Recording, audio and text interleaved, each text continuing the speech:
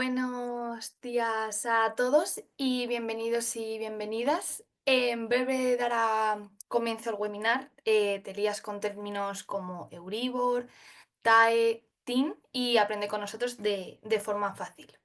Mi nombre es Raquel Pedro, del Departamento de Servicio de Información de Asufin, y voy a ser la ponente de hoy de este webinar. Antes de comenzar, para los que sois nuevos y no tan nuevos, un poco recordar la dinámica. Y si queréis realizar alguna pregunta, podéis hacerlo a través del menú de preguntas y respuestas y al final pues resolveré todas vuestras dudas. Aclarar que, como siempre, solo se responderán cuestiones relacionadas con este tema y en todo caso, como siempre os decimos, podéis escribirnos a nuestro correo electrónico info@sufin.com y estaremos encantados de atender todas vuestras consultas. También os indicamos que está activo el chat donde mi compañera Patricia os irá dejando información de interés. Y como siempre, agradeceros vuestra asistencia y también os indicamos por último dos cositas más. Tras finalizar el webinar, pues os aparecerá un breve cuestionario que agradeceríamos que nos cumplimentéis, ya que nos sirve para medir tanto vuestro grado de satisfacción y para mejorar de cara a otros webinars. Es anónimo y en menos de un minuto lo tenéis listo. También, si os gusta este tipo de iniciativas que ayudan a ampliar vuestros conocimientos en todo lo relacionado del derecho financiero y bancario, como es sobre todo en este caso, y queréis que sigamos fomentando la educación financiera, pues os agradecemos que nos dejéis una reseña positiva en Google. En el chat os dejamos el link. Así que vamos a dar comienzo al webinar. Voy a ir compartiendo un PowerPoint de apoyo que también se subirá a nuestro panel para que podáis acceder a ello como siempre a través de vuestro área de socio. Así que os comparto por aquí. Perfecto. Como he comentado al principio, el tema que vamos a tratar hoy es que es muy seguro de que mucha gente, pues, a la hora de contratar un préstamo se pregunte qué es exactamente el Euribor, qué significa la TAE, qué es la TIN. Bueno, Entonces, si alguna vez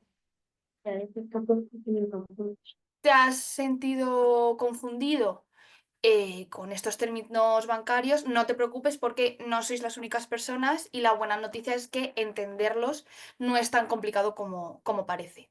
Entender estos términos no es solo para economistas, ya que afectan cuando pides un préstamo, cuando vas a firmar una hipoteca, cuando contratas un depósito o incluso una mera tarjeta de crédito. Saber lo que significa es muy importante, ya que os puede ayudar tanto a ahorrar dinero como a evitar malas decisiones y sobre todo tener el control de tus finanzas y evitar futuros litigios. Así que, como os comento, pues vamos a tratar el Euribor, la TIN, la TAE y también otros conceptos que están dentro de los préstamos, tanto un préstamo personal, un préstamo de consumo, un préstamo hipotecario.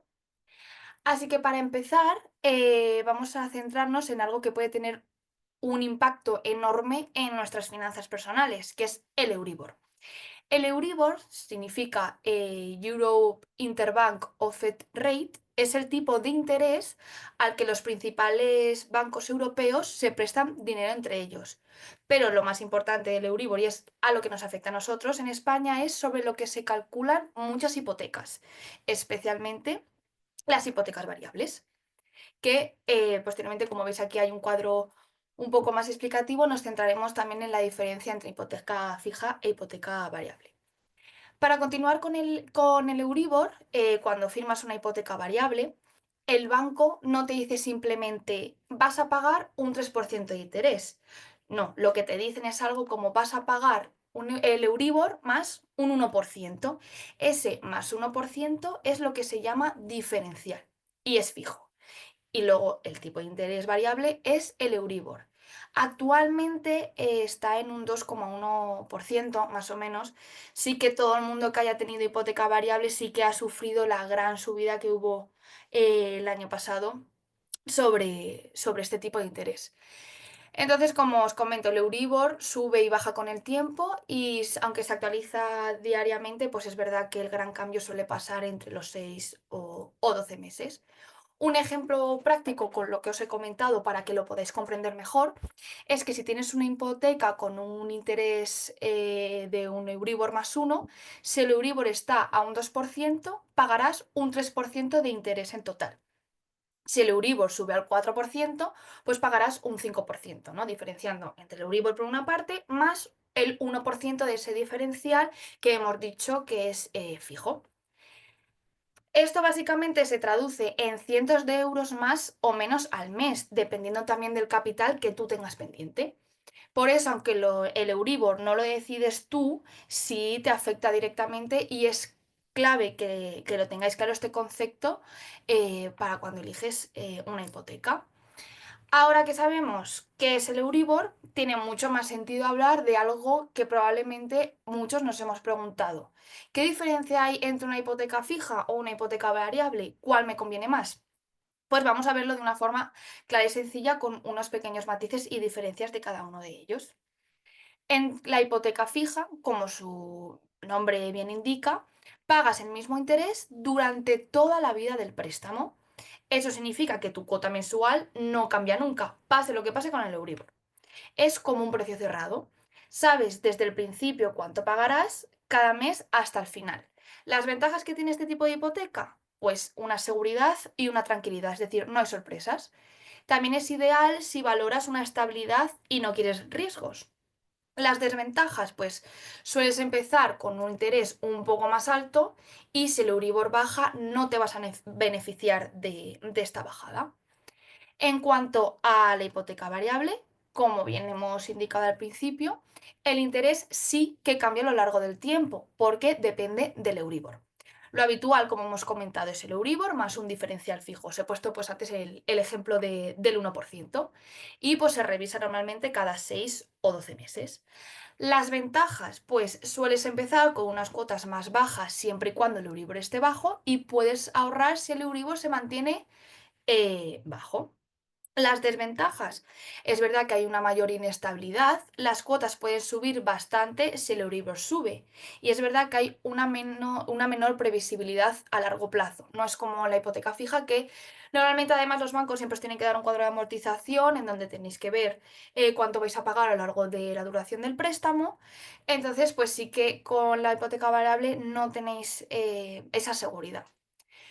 En resumen, si eres una persona que prefiere saber exactamente cuánto vas a pagar cada mes, incluso si eso significa pagar un poco más al principio, pues una hipoteca fija es la mejor opción para ti. Al contrario, si en cambio tienes más flexibilidad y estás dispuesto a asumir ciertos riesgos para ahorrar si el Euribor está bajo, una hipoteca variable pues también sería la mejor opción. Sí que recalcar que no hay una opción mejor universalmente, es decir, la mejor hipoteca es la que se adapta a tu situación personal, a tu tolerancia al riesgo, a tu situación económica. Entonces, sí que es cierto que siempre os decimos que a la hora de contratar una hipoteca en este caso, mirar diferentes ofertas de diferentes entidades bancarias, también no quedaros siempre con lo primero que veis, ya que en estos casos el préstamo hipotecario es muy importante y al final, también como augurábamos al principio, esto sirve pues para ahorrar y para tu estabilidad también económica. Vamos a pasar con el siguiente concepto, que es la TIN, que es decir, el tipo de interés nominal. Esto es que es un porcentaje que indica cuánto pagarás o recibirás por un préstamo o depósito. Representa, por así decirlo, la rentabilidad o el coste que va a tener una operación financiera. Pero ojo, aquí no se incluyen las comisiones ni otros tipos de gastos financieros, lo cual es la principal diferencia con la TAE, que es el siguiente concepto que veremos. Si hablamos de préstamos, la TIN, el tipo de interés nominal, es el porcentaje de interés que tendrás que añadir a la devolución de tu préstamo. Ahora también veremos un ejemplo muy sencillo para que este concepto quede del todo claro. En cambio, si hablamos de productos de ahorro o inversión, este tipo de interés nominal es la rentabilidad obtenida pues, en una operación financiera, pero que se capitaliza de forma simple. Este concepto también es crucial tanto para ahorradores como para los prestatarios. Sobre todo para el ahorrador, indica cuánto ganará por su dinero que tú has depositado en el banco, y en el caso de los préstamos, pues para el banco representa el interés que cobra por prestar el dinero. Para hablarlo así un poco de manera sencilla, muchas veces pues decimos, ¿y cómo calcularán, no, estos tipos de intereses? Pues tienes que tener en cuenta diferentes factores. Uno de ellos es el tipo de interés nacional. No aplica ni en comisiones ni en otros gastos que pueda tener el cliente y que estén ligados, ¿no?, a las operaciones que se ha solicitado. Esto es lo que comentábamos, que esto sí que la TAE sí que lo tiene. El TIM siempre se refiere a un periodo de tiempo concreto, especificado siempre en el contrato firmado de la operación, y puede ser diario, semanal, mensual, trimestral, semestral o anual, aunque normalmente suele ser mensual o anual. También se debe tener en cuenta la periodicidad de los pagos, que siempre dependerá de lo que se haya pactado previamente entre el cliente y el banco, ya que sí, la TIN variaría notablemente entre unos y otros, pues no pagamos lo mismo si la TIN se calcula desde un periodo hasta otro. Por eso siempre os comentamos que es súper importante leer el contrato y leer todas las condiciones del contrato para saber pues la mayor rentabilidad.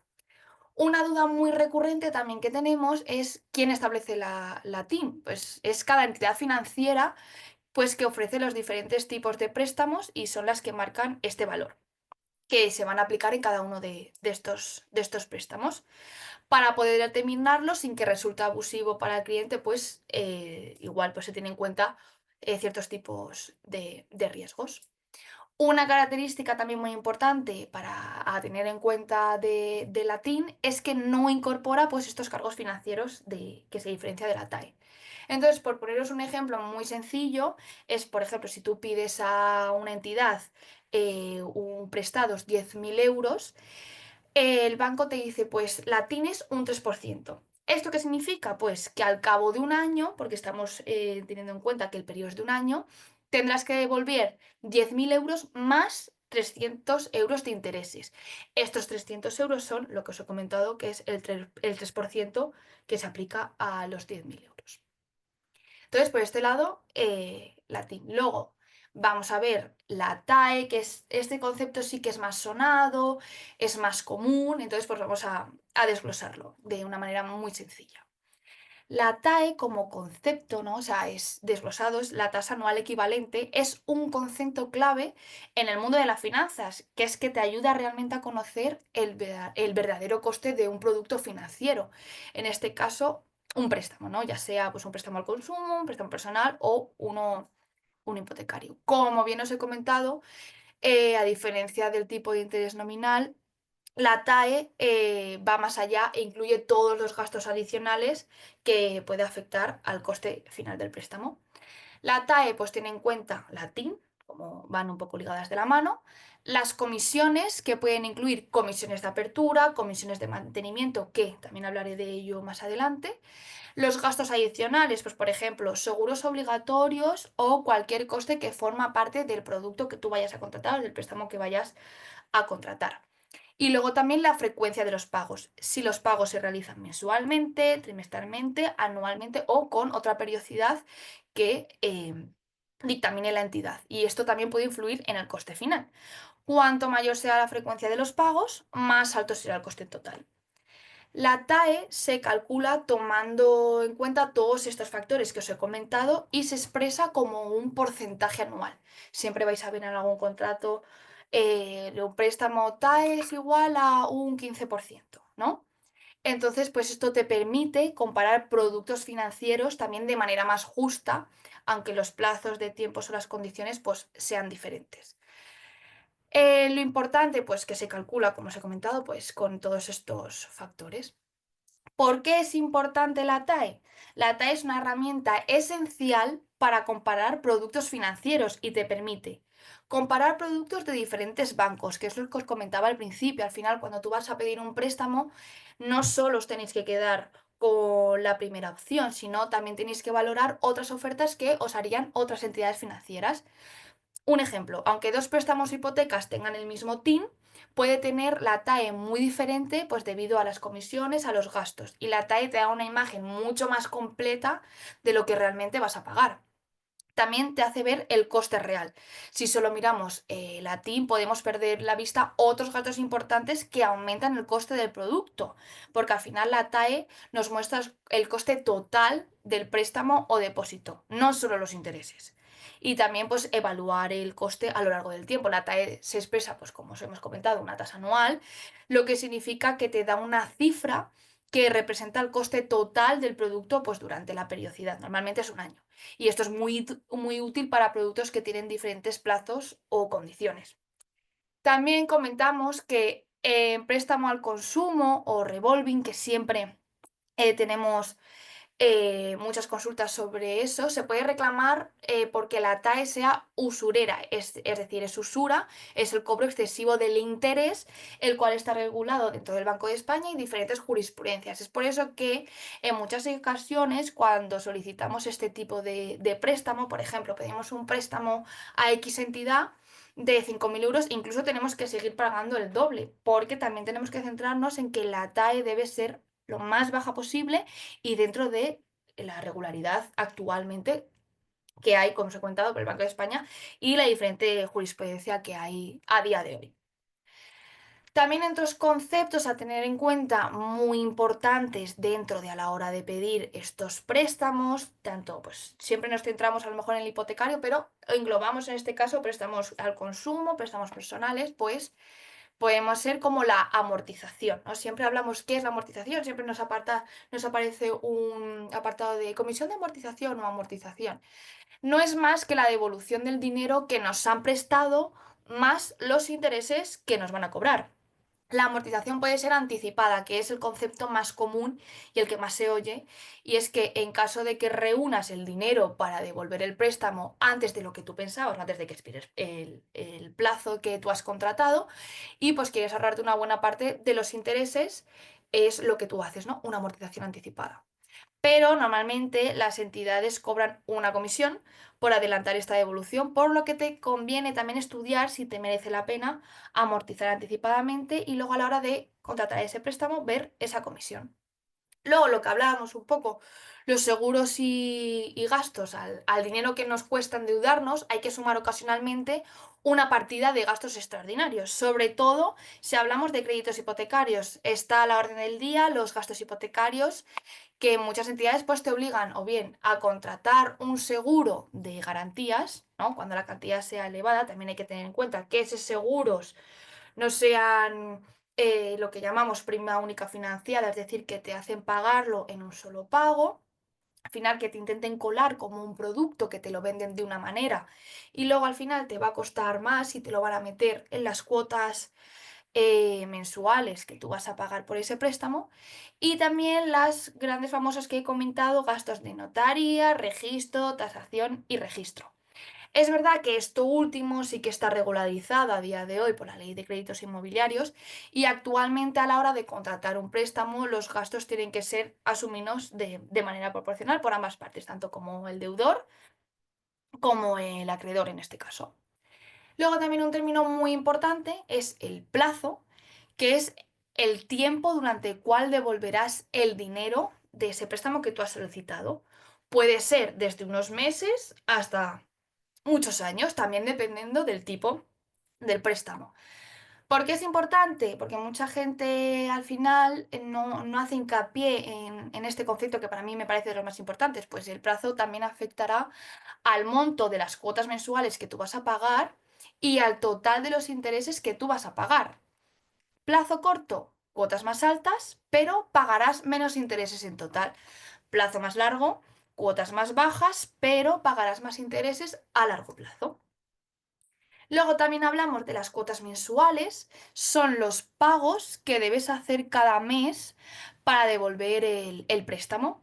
Debes asegurarte de que las cuotas sean asequibles para tu presupuesto mensual, lo que siempre hablamos también para tu situación personal y financiera.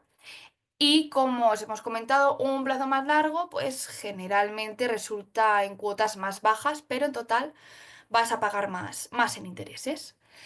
Luego, otro concepto muy importante es la cancelación anticipada, que es cuando decides pagar el préstamo antes de que termine el plazo acordado.